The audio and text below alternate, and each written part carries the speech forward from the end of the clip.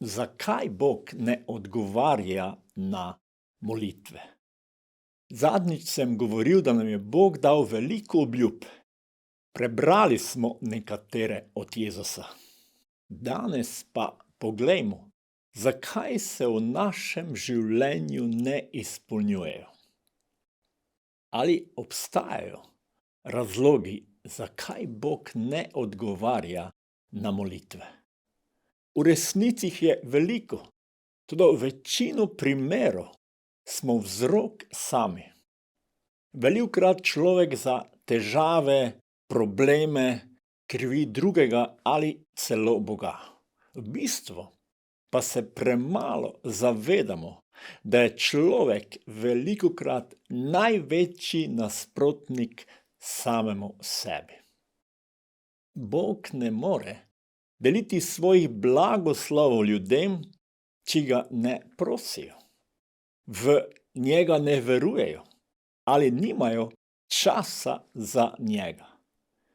Ali pa prosimo iz svojih sebičnih namenov. Poglejmo zdaj nekatere ovire, zakaj Bog ne odgovarja na naše molitve. Dvom, nevera. Mislim, da tukaj ni potrebno zapravljati dosti besed. Dvom ali nevera nam zapirata vrata, da bi Bog lahko pomagal. Vera je ključ, vrata do Boga in njegovih blagoslovov. Ne moremo prejeti odgovorov od Boga, če dvomimo oziroma ne verujemo v njegov obstoj. Logično, ne moreš od nekoga nekaj dobiti, če z njim nimaš nobenega kontakta, se ga izogibaš, se nočeš z njim srečevati. V Svetem pismu piše, kajti kdor prihaja k Bogu, mora verovati, da on biva in poplača tiste, ki ga iščejo. Boga ne vidimo z našimi očmi, zato je potreben korak vere, odločitve. Želim spoznati Boga, želim mu zaupati, če obstaja. Danes so ljudje izgubili skoraj vsak pogled na obstoj Boga. Popolnoma so izgubili njegovo bližino, občutek, da obstaja, vero, zaupanje vanj. Zato smo postali duhovni reveži, nažalost tudi mnogi kristjani. Druga velika ovira, naša sebičnost. Velikokrat smo sebični še tedaj, ko napravimo nekaj dobrega. Želimo si, da bi ljudje to opazili, nas pohvalili, kako smo dobri. Sebičnost in ponos sta velika sodelavca. Bog ne more odgovarjati na sebične molitve, ki bi nas vodile še v večjo sebičnost ali uničenje. Prosite, pa ne prejmete, ker slabo prosite. Namreč zato, da bi to porabili za svoje naslade, pravi apostol Jakob. Naslade v tem odlomku pomenijo negativni občutki, ki dajejo neke trenutke užitka, na koncu pa nas vodijo v uničenje. Bog je dober, želi nam najboljše življenju in nam sigurno ne bo uslišal takšnih molitev. Naši motivi morajo biti iskreni, resnična želja po pomoči. Naslednja ovira je srce brez ljubezni.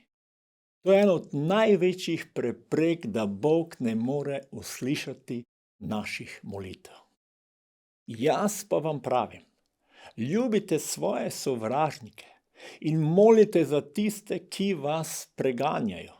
da boste postali sinovi svojega očeta, ki je v nebesih. On namreč daje svojemu soncu, da vzhaja nad hudobnimi in dobrimi, ter pošilja dež pravičnim in krivičnim. Bog ljubi vsakega človeka. Seveda ne odobrava grešnih, uničujočih del človeka. Toda Bog resnično želi ljudem pomagati, ker nas ljubi.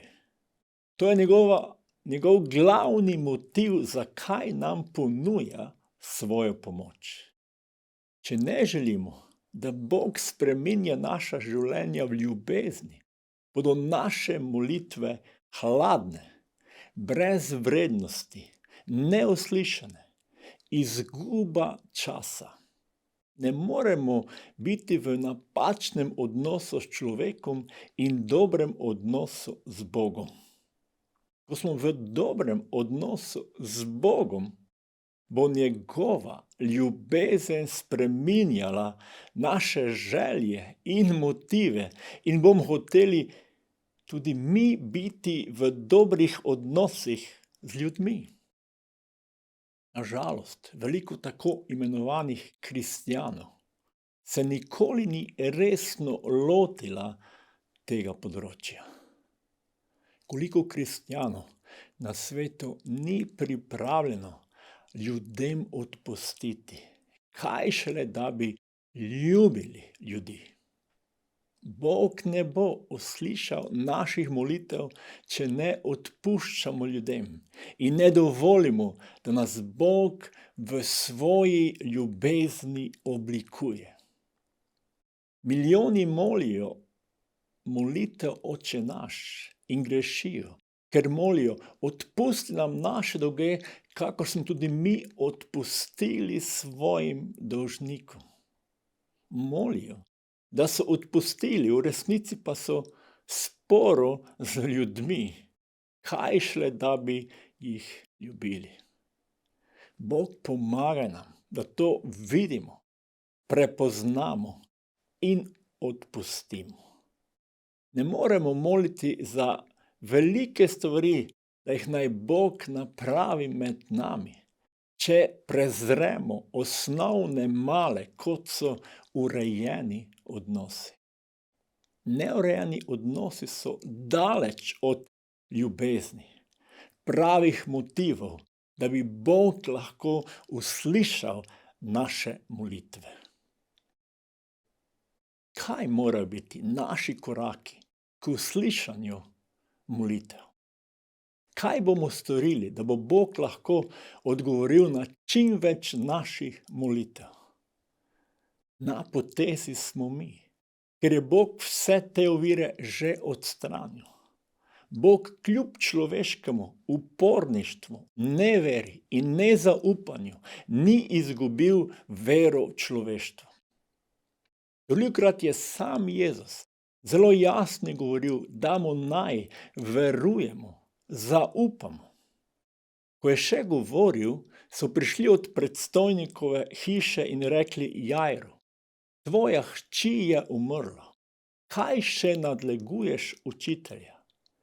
Jezus je slišal od strani, kaj so rekli, in je dejal predstojniku shodnice: ne boj se, samo veruj.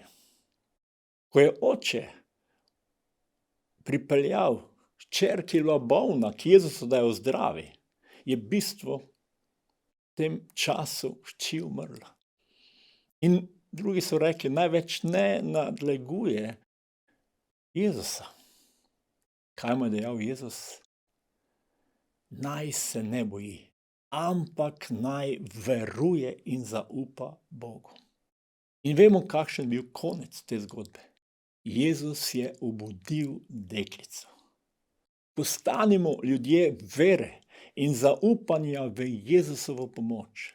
Soočajmo se tudi z našo sebičnostjo in dovolimo Bogu, da jo spreminja. Naj nam bo vsem Jezus zgled. To mislite o sebi, kar je tudi v Kristusu Jezusu. Čeprav bil namreč v podobi Boga, se ni ljubosumno oklepal svoje enakosti z Bogom, ampak je sam sebe izpraznil tako, da je prevzel podobo služabnika in postal podoben ljudem. Jezus je enak Bogu, pravi tukaj Božja beseda. In v določenem trenutku se je odpovedal svoje vsemogočnosti, oblasti in božanskosti, da bi služil nam ljudem. Na zemlji je deloval, da pomaga ljudem na različne načine.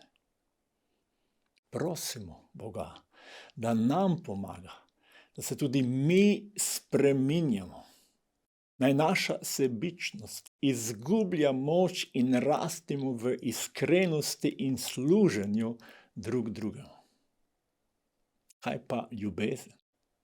Nihče nima večje ljubezni, kakor je ta, da da življenje za svoje prijatelje, je povedal Jezus. Jezus je dal svoje življenje za nas. Še več. Na drugi strani pravi Božja beseda, Bog pa izkazuje svojo ljubezen do nas s tem, da je Kristus umrl za nas, ko smo bili še grešniki. Božja ljubezen je popolna. Jezus je umrl za vse ljudi, tudi za svoje sovražnike. Vsem ljudem želi pomagati in razodevati svojo ljubezen. Bog je svoj del opravil, a želimo tudi mi svojega z njegovo pomočjo. Živimo v svetu, kjer smo pred kratkim presegli število 8 milijard ljudi. 3-krat več prebivalcev kot leta 1950. Eden od največjih problemov v tej množici ljudi je danes osamljenost. Vzroki osamljenosti pa so velikokrat dvom, sebičnost in neurejeni odnosi.